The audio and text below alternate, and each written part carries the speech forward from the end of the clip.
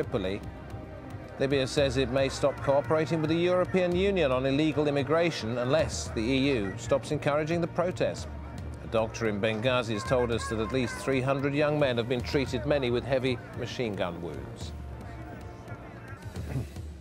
Well, in many ways, this was where it all started, Tunisia, and we're getting reports that officials in that country now have requested that Saudi Arabia extradite the former president Ben Ali. Another line to that, because a few days ago it was suggested by some pretty good sources that the former president Ben Ali was seriously ill and might well be in a coma. Well, apparently these government sources in Tunisia are asking officials in Saudi Arabia if, in fact, Ben Ali is still alive. Well, the pyramids have reopened for the first time since the revolution in Egypt. Good news for the tourism industry, which accounts for more than 10% of the country's income. About 1 million tourists left the country, leaving a $1 billion hole in the economy when the riots started. And banks back in business too, reopening following strikes and political protests. The government says Egypt lost around $1.7 billion in revenue last month. We were talking to Imran a short while ago about the social media. When it comes to Egypt, it did play a crucial role. I'm sure nobody would deny that in the run-up to the revolt which toppled Mubarak's government. Now the country's military rulers are using the same devices and trying to win over the people. Raya Reggae reports from Cairo. They've been communicating with people on the streets, and now they've turned to the internet to win hearts and minds. Egypt's Supreme Military Council has set up its own Facebook page, the same tool young activists used to organize the revolution. We have set up this page on the orders of the head of the Supreme Council of the Armed Forces, because the Council believes that fruitful cooperation with Egypt's honourable sons in the coming period will lead to stability and security in our beloved Egypt. In under 48 hours, the page attracted more than 250,000 supporters, with thousands of comments on the statements posted by the council, ranging from praise for the army to echoing protesters' demands about the way forward. The military has been exerting efforts to appear open through televised communiques, but some experts have described this as old-fashioned 1960s-era communication style. What Facebook does offer is the creation of a space where people can discuss these things. It doesn't necessarily mean that there's going to be a general, obviously, answering everyone's questions on Facebook. And I think for the army, it allows them to get a taste of what public opinion is concerned about, but also kind of channel the discussion. We need to get people to get back to work. We can't threaten the economy anymore. We will address your grievances, but be patient. One of the more popular statements on the site announces the army will not be punishing an officer who was shown on television joining the uprising. Caught in the uncomfortable position of having to run the country, the new rulers are already making decisions that are proving unpopular, including calling for an end to strikes and street protests. Their latest PR move, some say, perhaps an attempt to retain the support they'd had for not cracking down on the anti-Mubarak movement. AlJazeera, Cairo.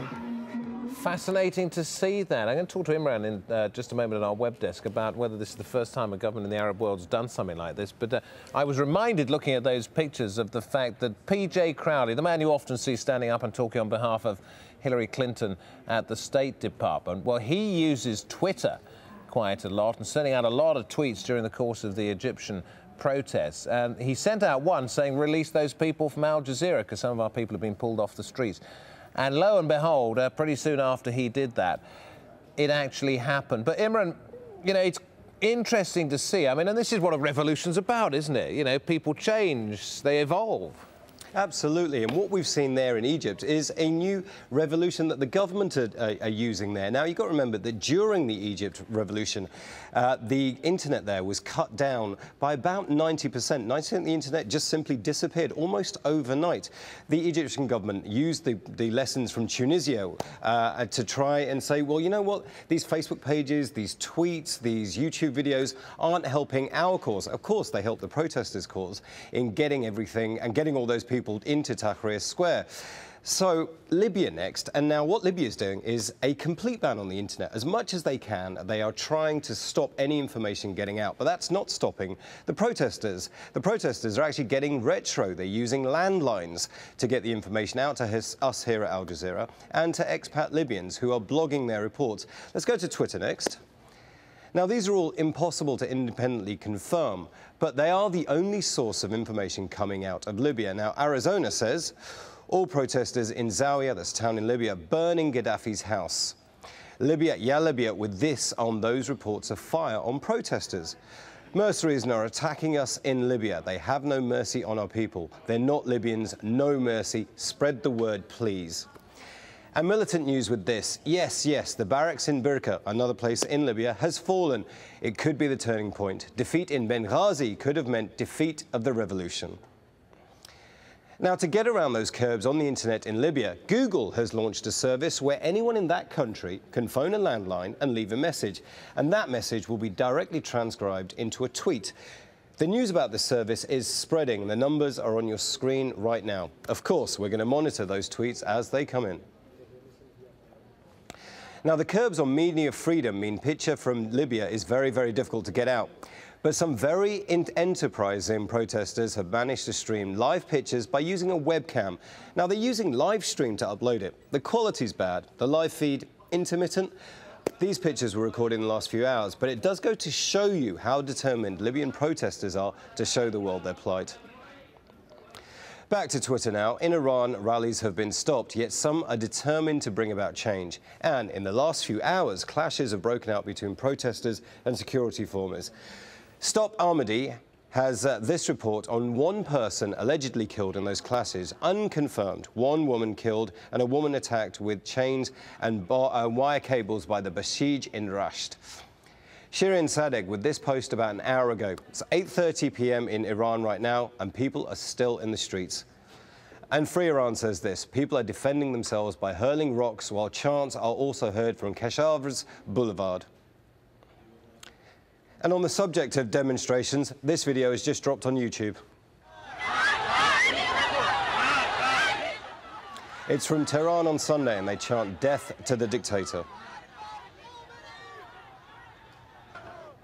With so much going on across the region, go to www.aljazeera.net/English for all the latest.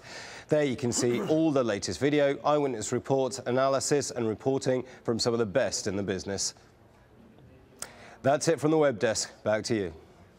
Thank you very much, Imran. An Iraqi court has postponed the verdict in the double murder trial of a British security guard. Danny Fitzsimmons admits to killing one British and one Australian security contractor in 2009, but says it was in self-defence.